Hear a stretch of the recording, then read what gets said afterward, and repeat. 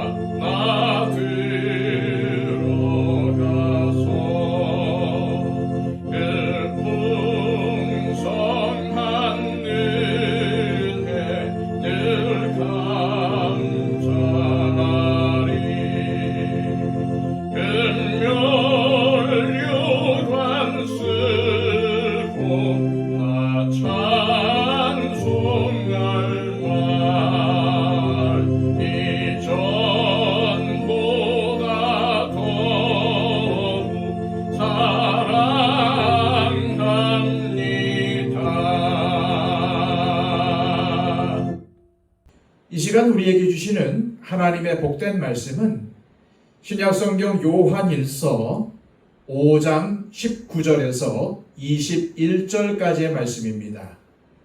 신약성경 395쪽입니다.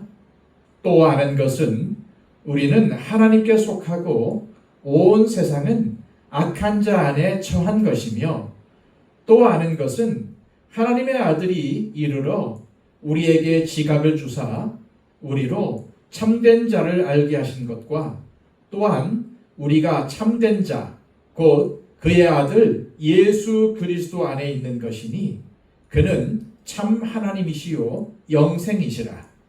자녀들아, 너희 자신을 지켜 우상에게서 멀리하라. 아멘. 요한사도는 우리 믿는 자들이 믿음에서 흘러 떠내려가지 않으려면, 즉 신앙생활에서 혼란을 경험하지 않으려면 이미 아는 것, 즉 예수님의 복음의 진리를 붙들라고 권면했습니다.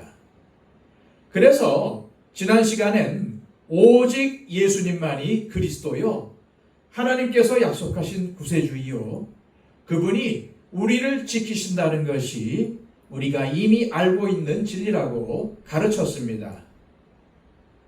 사도 요한은 요한일서의 마지막 부분인 오늘 본문에서도 우리가 이미 알고 있는 진리에 대해 계속 상기시키려고 합니다. 왜냐하면 이것을 늘 기억하며 살아야 우리가 믿음의 혼란에 빠지지 않기 때문입니다. 19절입니다. 또 아는 것은 우리는 하나님께 속하고 온 세상은 악한 자 안에 처한 것이며. 우리가 무엇을 알고 있다는 것입니까? 그것은 우리가 하나님께 속한 하나님의 자녀라는 것과 우리가 세상에 속하지 않았다는 것을 이미 알고 있다는 것입니다. 그런데 이 확신은 요한일서 전체에서 가장 중요한 주제였습니다. 저와 여러분에게도 이러한 확신이 있기를 소망합니다. 요한사도는 요한일서를 받아 읽는 성도들에게 이 확신을 가지게 하려고 하나님께로부터 난 사람이 어떠한 사람인지를 증거해 왔습니다. 하나님을 사랑하는 사람, 계명을 지키는 사람, 세상을 이기는 사람, 하나님의 증언을 믿는 사람, 내 안에 십자가를 지신 주님을 모신 사람이 바로 하나님께로부터 난 사람이라는 것입니다. 그러므로 요한일서를 읽는 우리는 우리의 소속이 하나님의 자녀요 백성이라는 점을 분명히 할 필요가 있습니다. 다시 말씀드리면 우리가 분명하게 알고 있는 것, 그것은 우리가 구원받은 사람이며 세상에 속하지 않은 하나님께 속한 사람이라는 것입니다. 그런데 우리는 세상이 어디에 속해 있는지도 알아야 합니다. 물론 여기서 말하는 세상은 악한 마귀가 다스리는 세상 정신, 세상 가치관으로서의 세상입니다. 그래서 우리는 세상에 살고 있지만 세상에 속하지 않았다는 것을 분명히 해야 합니다. 왜냐하면 세상이나 세상에 있는 것들을 사랑하지 않는 사람이 바로 하나님께 속한 사람이기 때문입니다. 우리가 하나님께 속한 사람이라는 확신, 이 확신을 가질 때 우리는 세상에 물들지 않게 될 것입니다. 계속해서 요한 사도가 마지막에 우리가 아는 것의 목록에 올려놓은 것은 무엇입니까? 20절입니다. 또 아는 것은 하나님의 아들이 이르러 우리에게 지각을 주사 우리로 참된 자를 알게 하신 것과 또한 우리가 참된 자, 곧 그의 아들 예수 그리스도 안에 있는 것이니 그는 참 하나님이시요 영생이시라. 우리는 예수 그리스도를 알고 있다는 것입니다. 이것이 가장 중요하고 가장 기본적인 확신입니다. 그런데 그냥 그리스도를 아는 것이 아닙니다. 하나님의 아들이 이르러 우리에게 지각을 주사 우리로 참된 자를 알게 하셨다는 것입니다.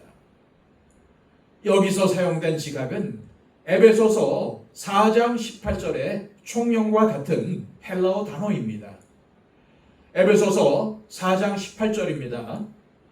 그들의 총명이 어두워지고 그들 가운데 있는 무지함과 그들의 마음이 굳어짐으로 말미암아 하나님의 생명에서 떠나 있도다. 이 말씀은 바울 사도가 너희 그리스도인들은 이방인이 그 마음에 허망한 것으로 행함같이 행하지 말라고 권면한 문맥 중에 나옵니다. 다시 말해 이방인의 허망한 행동처럼 행동하는 그리스도인들이 있다는 것입니다. 그 사람들이 누구입니까? 바로 총명이 어두워진 사람이라는 것입니다. 총명이란 주님의 진리를 깨닫는 능력입니다. 복음의 말씀을 이해하는 마음입니다. 따라서 총명이 어두워진 사람은 말씀을 들어도 깨닫지 못합니다. 왜곡해서 듣습니다. 그런 이유로 진리를 진리로 받아들이지 못합니다. 설교로, 권면으로 자신의 죄를 지적당하면 다윗처럼 아파하고 회개하는 것이 아니라 원한을 품습니다. 그래서 총명이 어두워진 사람은 바울의 지적처럼 하나님의 생명에서 떠나 있습니다. 다시 말해 세상에 속한 사람이라는 말입니다. 교회는 다니지만 하나님과 상관이 없는 삶을 사는 사람이라는 것입니다. 그런데 왜 이렇게 된 것일까요? 바울 사도는 그 이유를 무지함과 마음의 굳어짐이라고 표현하고 있습니다. 즉, 죄에 대해서 무지할 뿐 아니라 진리에 대해서도 무지하다는 말입니다. 그래서 총명이 어두워진 사람은 죄에 지속적으로 머물러 있게 되는 것입니다. 이런 죄와 진리에 대한 무지함은 곧 마음의 굳어짐으로 이어집니다. 그래서 자신의 죄악에 대해서 전혀 양심의 가책을 느끼지 못하는 무감각한 상태가 되는 것입니다. 바울 사도는 이러한 상태를 하나님의 생명에서 떠나 있다고 표현한 것입니다. 그런데 요한 사도는 바로 이러한 총명, 즉 지각이 우리에게 있다고 말씀합니다. 에베소서에 총명이 어두워진 사람과는 정반대의 상태에 있다는 것입니다. 우리가 주님을 구주로 영접한 순간 우리 주 예수님께서 이 총명, 하나님을 아는 지각을 우리에게 선물로 주셨습니다. 믿으시길 바랍니다. 우리에게 하나님을 아는 지각을 주셨다는 것이 바로 하나님께로부터 난 자인 우리가 알고 있는 진리입니다. 그리고 또 하나 우리가 아는 것이 있습니다. 그것은 우리가 예수 그리스도 안에 있다는 사실입니다. 예수님은 약할 때 강함이 되시는 분이십니다. 그 예수 그리스도로 인하여 우리가 영생과 구원을 얻을 수가 있었던 것입니다. 주님이 우리에게 주신 지각은 우리가 예수 그리스도 안에 있다는 것을 믿음으로 확신하게 만듭니다. 우리가 예수님 안에 있다는 것은 곧 내 삶에 예수님을 닮으려는, 주님의 십자가를 따르려는 믿음이 있다는 의미입니다. 우리가 믿는 기독교는 십자가를 통해서 평강을 얻는 종교입니다. 낮아짐으로 평강을 누리는 종교입니다. 우리에게 있는 주님을 아는 지각은 그것에 대한 깨달음과 분별력을 주는 것입니다. 자, 이제 요한일서의 마지막 말씀을 읽겠습니다. 21절입니다. 자녀들아, 너희 자신을 지켜서 우상에게서 멀리하라.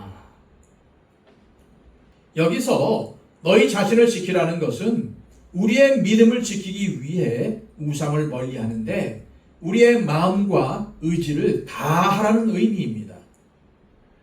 신앙생활은 결국 성령님의 도우심과 우리의 마음과 의지가 합해져서 가는 길입니다.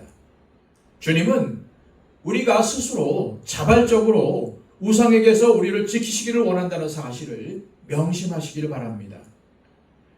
우리가 반드시 알아야 할 것은 모든 우상은 우리의 욕심과 연결이 되어 있다는 사실입니다. 따라서 우상에게서 멀리하라는 말씀은 결국 세상 것을 가지려는 모든 욕망으로부터 스스로를 거룩하게 하라는 말씀인 것입니다.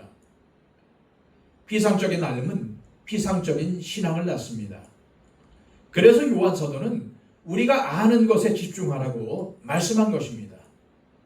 그렇다면 우리가 아는 것이 무엇입니까?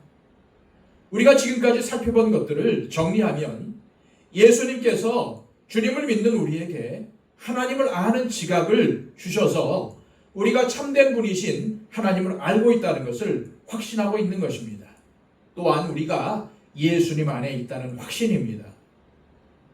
또한 우리는 우리가 하나님께 속한 사람이라는 것도 알고 있습니다. 우리는 세상에 속하지 않았다는 말입니다.